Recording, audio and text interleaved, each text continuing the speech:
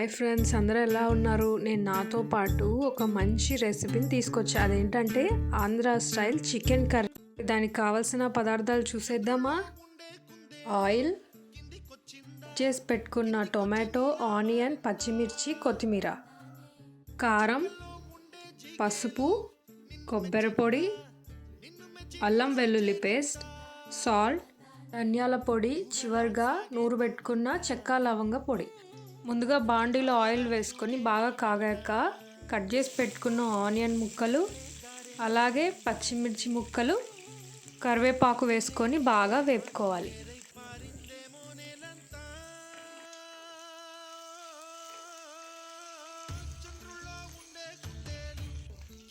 Golden colour వచ్చే వరకు వేపుకోవాలి. అది వేగాక అల్లం వెల్లుల్లి పేస్ట్ వేసుకోవాలి. బాగా అదంతా పేస్ట్ అంతా బాగా అందులో కలిసే విధంగా కలుపుకోవాలి.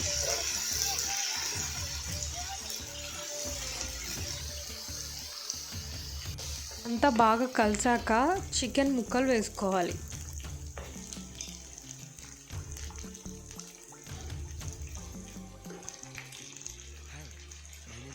చికెన్ ముక్కలు అన్నీ వేసిన తర్వాత వెంటనే ఉప్పు, పసుపు ముక్కలకి బాగా పట్టే విధంగా కలుపుకోవాలి.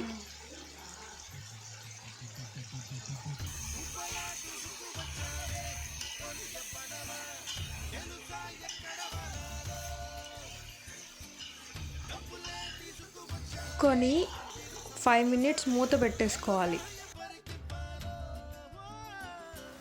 మూత తీసి ఆ ముక్కలో ఉన్న నీళ్ళు ఊరాయో లేదో చూడాలి. మొత్తం వాటర్ అంతా పైకి వచ్చేసాక టమాటో ముక్కలు వేసుకోవాలి. అలాగే కారం వేసుకోవాలి. ధనియాల పొడి కూడా వేసుకోవాలి. కొబ్బరి పొడి ఇవన్నీ వేసుకొని బాగా కలుపుకోవాలి. ఆ ముక్కకి ఇవన్నీ పడితేనే ఆ టేస్ట్ వస్తుంది. సో బాగా కలుపుకోవాలి. చూడండి ఎంత కలర్ఫుల్గా ఉందో. కలుపుకొని మళ్ళీ మూత పెట్టేసుకోవాలి ఒక 15 మినిట్స్ అట్లా. తర్వాత మూత ఓపెన్ చేసి చూడాలి. ఇంకా వాటర్ అంతా పైకి వచ్చేసింది చూడండి. బాగా ఎట్లా ఉడుకుతుందో అట్లా ఉడకాలి. ఆ తర్వాత ఒక చెంబు కానీ అంటే మన ఇష్టం ఒక గ్లాస్ కానీ వాటర్ పోసుకోవాలి.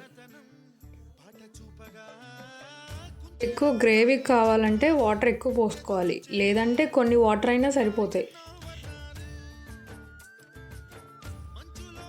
ఊరికి అలా కలుపుకొని మూత పెట్టేసుకోవాలి.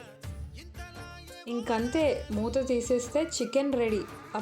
ఇందాక కొంచెం దంచి పెట్టుకున్న చెక్క లవంగా వేసుకోవాలి పైన, అంటే కొంచెమన్నా స్పైసెస్ తగలడానికి. మరీ ఎక్కువ కాదు, మనకి ఎక్కువ స్పైసెస్ కావాలంటే ఎక్కువ వేసుకోవచ్చు. నాకు కొంచెమే సరిపోతుంది ఎందుకంటే ఆ టేస్ట్ రావడానికి.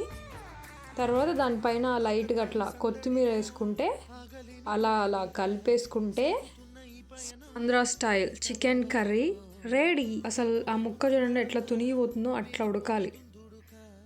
ఎంత కలర్ఫుల్గా ఉందో చూడండి. మీరు కూడా ఇంట్లో ఇట్లనే ట్రై చేసి వేడి వేడి అన్నంలో కమ్మ కమ్మగా కలుపుకొని తినేయండి. Thank you.